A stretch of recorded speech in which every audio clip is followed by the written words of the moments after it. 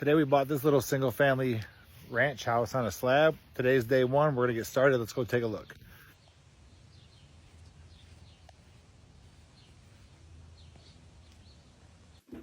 This is gonna be a quick little renovation that we haven't really quite decided what we're gonna do with it yet. We could either buy it, renovate it, and sell it on the open market, or we could buy it, renovate it, and keep it in a rental portfolio called the Burr model. We haven't really decided. Let's take a look.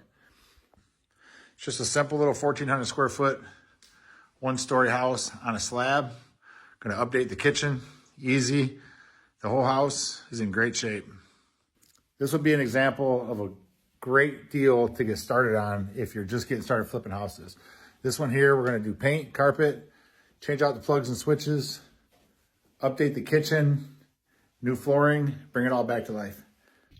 This one here will start today, hopefully be done by the end of July. Follow us as we renovate this house.